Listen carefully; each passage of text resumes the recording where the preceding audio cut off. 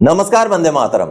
दोस्तों, स्वागत है आप सबका सैनिक पाठशाला में। आज के वीडियो के 3 महत्वपूर्ण जानकारियों को लेकर आया हूं। दोस्तों, पीसीडीए ने 3% पेंशन की बढ़ोतरी का जो मसला था, नोशनल इंक्रीमेंट का जो मसला था, उसके ऊपर पेंशनर को एक जवाब दिया है, जो महत्वपूर्ण जवाब है। दोस्तों, जब पेंशनर ने गुहार लगाया कि माननीय सुप्रीम कोर्ट का ऑर्डर निकल चुका है, भारत सरकार का पेंशन मंत्रालय का ऑर्डर निकल चुका है, लेकिन अभी तक मुझे नोशनल इंक्रीमेंट का भुगतान क्यों नहीं किया गया, तो उसके ऊपर पीसीडीए की तरफ से पेंशनर को जवाब मिला है, जो कि महत्वपूर्ण जवाब है। दोस्तों, इसके साथ ही साथ दोस्तों ये देखा गया कि बहुत सारे पेंशनर्स को जो उनके पुराने बकाए हैं वो पूरा भुगतान नहीं किया गया है, आधा अधूरा ही किया गया है। तो ऐसे में आगे पेंशनर्स क्या करें, ऐसा ही एक वाकया आपको समझाऊंगा जिसमें पेंशनर को दोबारा से उसी एरियर का आधा भुगतान किया गया।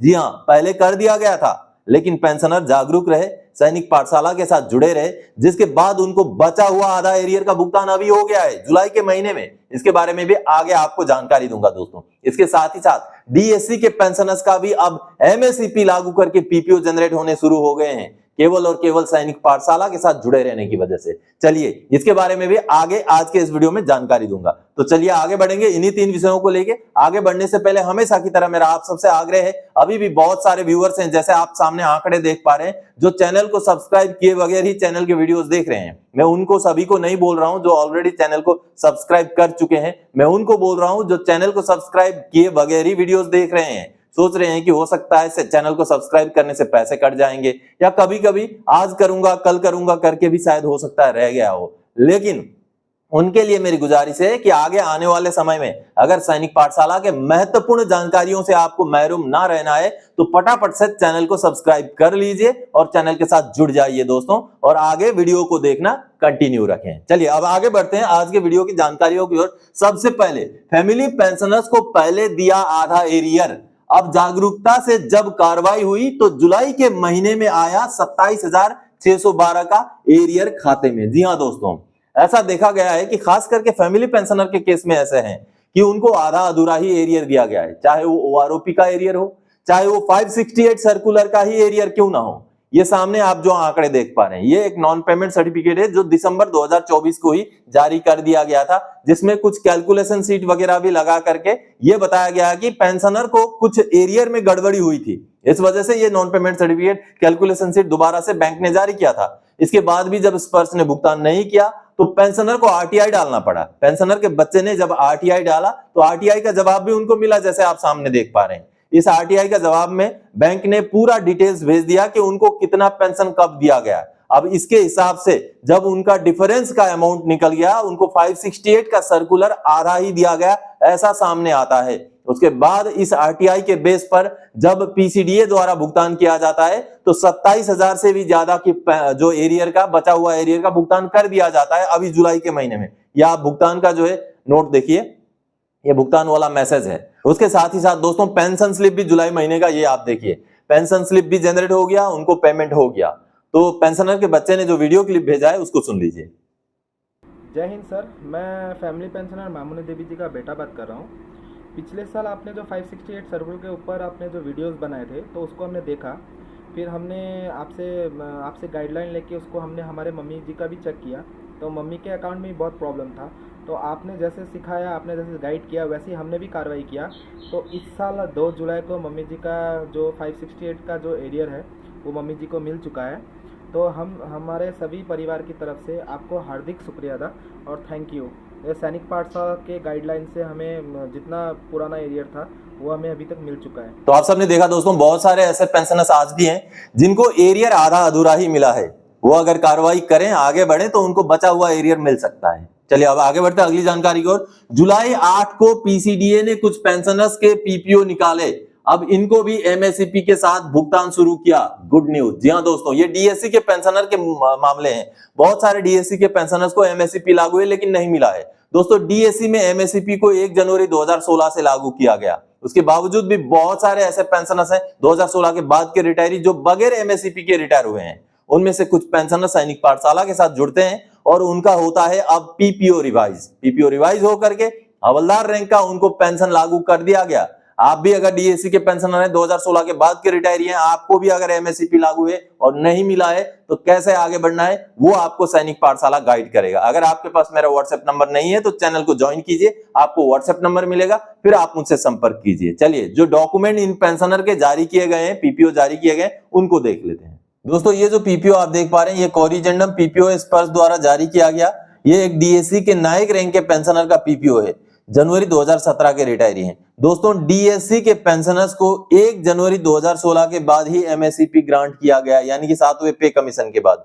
लेकिन बहुत सारे डीएससी के पेंशनर्स को जनवरी 2016 के बाद के रिटायरी होने के बावजूद भी एमएससीपी का फायदा नहीं मिला है। उनमें से जो भी पेंशनर सैनिक पाठशाला के साथ जुड़ रहे हैं, उनके अब पीपीओ निकलने शुरू हो गए हैं। आप यहाँ पर एक देख पा रहे हैं, एक पीपीओ जो कि डीएससी के पेंशनर, ये उनका सेकंड पेंशन का पीपीओ है, महेश चंद्र खजूरिया जी हैं, ये आप यहाँ पर देख पा रहे हैं। अब इनका सब कुछ चेंज करके ये पीपीओ निकाला गया है। आप यहाँ पर अगर देखेंगे तो उनका रिटायरमेंट से लेकर के जून 2019 तक उनका पेंशन बढ़ोतरी हो गया। साथ ही साथ जुलाई 2019 से जून 2024 तक ओआरओपी के 2 के रेट में बढ़ोतरी हुआ और जुलाई 2024 से लेके अभी तक जो भी पेंशन है उसमें भी बढ़ोतरी कर दिया गया।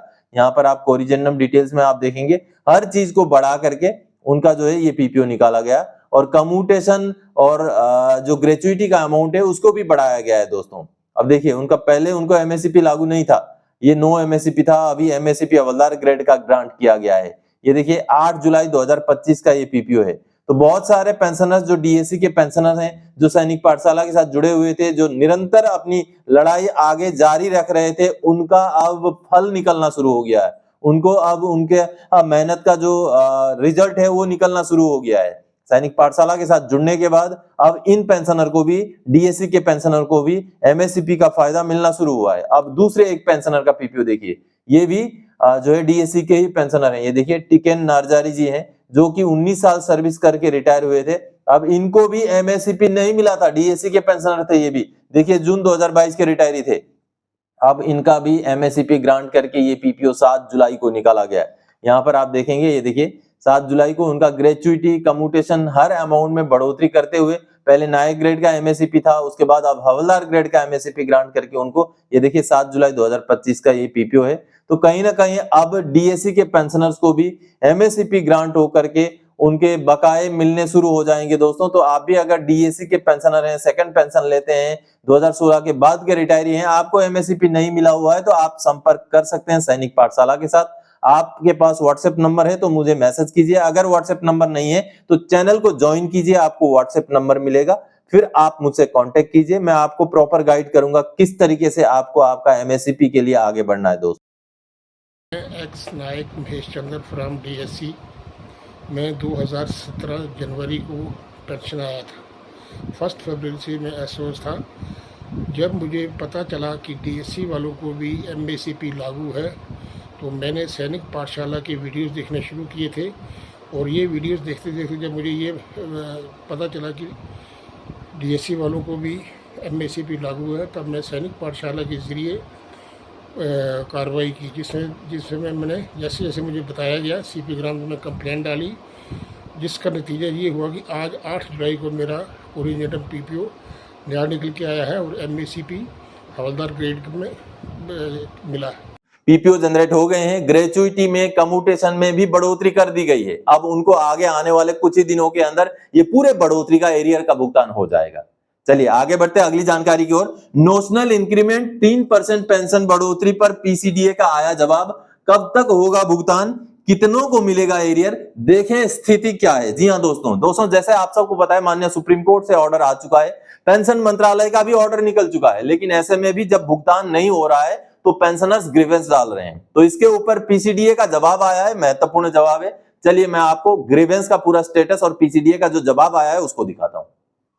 दोस्तों, ये सीपी ग्राम्स का ग्रीवेंस का आप स्टेटस देख पा रहे हैं, यहां पर आप देख पा रहे हैं। अब इस ग्रीवेंस ने, ये देखिए इसका रजिस्ट्रेशन नंबर है सीपी ग्राम्स ग्रीवेंस का, जो लास्ट में 1610 है। आगे देखिए, नोशनल इंक्रीमेंट को लेकर के ये ग्रीवेंस था दोस्तों, 25 मई 2025 का ग्रीवेंस था। इसमें पेंशनर ने ये लिखा था कि माननीय सुप्रीम कोर्ट का ऑर्डर निकल चुका है, पेंशन मंत्रालय का भी ऑर्डर निकल चुका है नोशनल इंक्रीमेंट को लेके, और मैं 30 जून 2012 का रिटायरी हूं, लेकिन अभी तक मुझे नोशनल इंक्रीमेंट का भुगतान नहीं किया गया है। कब तक भुगतान किया जाएगा, ये सवाल, ये ग्रीवेंस इसमें डाला गया था सीपी ग्राम्स में। अब देखिए इसका रिप्लाई आ चुका है, और रिप्लाई क्या आया है मैं आगे उसको दिखाना चाहूंगा आपको। ये रिप्लाई है, ये देखिए। अब मैं इसको आपको थोड़ा सा बड़ा जूम करके दिखाना चाहता हूं।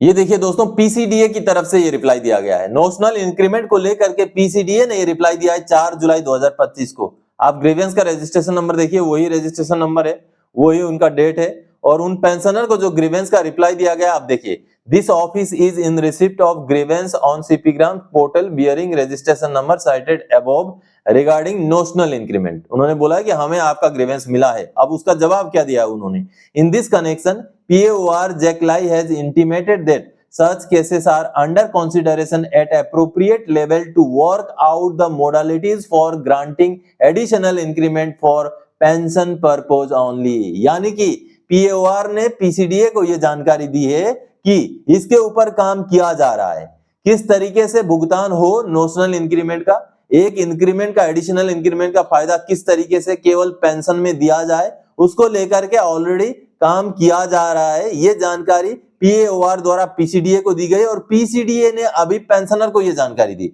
आगे क्या लिखा हुआ है, it is further intimated that on receipt of SOP regarding such cases the additional increment for pension purpose will be granted to you. यानी कि जैसे ही इसके ऊपर कोई SOP मिल जाएगा, SOP का मतलब होता है दोस्तों स्टैंडर्ड ऑपरेटिंग प्रोसीजर, यानी कि नोशनल इंक्रीमेंट को किस तरीके से भुगतान किया जाए, इसके ऊपर जैसे ही हमारे पास एप्रोप्रिएट लेवल के अथॉरिटी द्वारा जब SOP भेजा जाएगा तो आपका एक एडिशनल इंक्रीमेंट का भुगतान हम कर देंगे। ये कहीं ना कहीं पॉजिटिव रिस्पॉन्स है, क्योंकि PCDA ने बोला है कि अभी इसका मॉडलिटीज बनाए जा रहे हैं, अभी इसको तय किया जा रहा है कि किस तरीके से किनको भुगतान किया जाए। तो जैसे ही हमारा एप्रोप्रिएट अथॉरिटी, हो सकता है ये डिफेंस मिनिस्ट्री हो, वहां से जैसे ही हमारे पास SOP आ जाएगा हम आपको नोशनल इंक्रीमेंट का भुगतान कर देंगे। ये जानकारी, ये जवाब PCDA की तरफ से पेंशनर को दिया गया है दोस्तों। अभी SOP बन रहा है, अभी भुगतान शुरू नहीं हुआ है, तो ऐसे में आपको थोड़ा सा धैर्य रखना चाहिए। जिनको भी नोशनल इंक्रीमेंट लागू है और पेंशन में बढ़ोतरी लागू है उनको जरूर मिल जाएगा। लेकिन एक चीज आप समझ के रख लीजिए, जो पुराने रिटायरी हैं जिनका पेंशन आज के डेट में OROP के हिसाब से रिवाइज हो चुका है, उनको एरियर मिलने के चांसेस बहुत कम हैं। क्योंकि मान लीजिए कोई जून 2007 का रिटायरी है, अगर उनको जुलाई 2007 का इंक्रीमेंट लगा दिया जाता है, एक इंक्रीमेंट से जितना पेंशन में बढ़ोतरी होगा वो आते आते आज के डेट में OROP 3 के हिसाब से पेंशन ले रहे हैं। तो उस हिसाब से, क्योंकि कोर्ट का जो ऑर्डर है वो मई 2023 के बाद का ही एरियर मिलेगा, तो मई 2023 में आते आते तो आपका OROP का पेंशन शुरू हो चुका है, तो उस एक इंक्रीमेंट का डिफरेंस बहुत ज्यादा नहीं रह जाएगा आपका पेंशन में। तो इस चीज को आपको समझना जरूरी है। चलिए, कुछ भी हो, SOP बन रहा है, जैसे SOP बन जाएगा, जैसे हायर अथॉरिटीज से ऑर्डर्स आ जाएंगे PCDA को, PAOR को, नोशनल इंक्रीमेंट का भुगतान शुरू हो जाएगा। यही आज के इस जवाब, PCDA के जवाब से पता चलता है दोस्तों। तो दोस्तों, आज के इस वीडियो में इन्हीं जानकारियों के साथ आया था। आगे और कोई जानकारी रहेगा आपसे सरोकार रखने वाला विषय लेकर मैं फिर से हाजिर हो जाऊंगा। तब तक के लिए जय हिंद दोस्तों।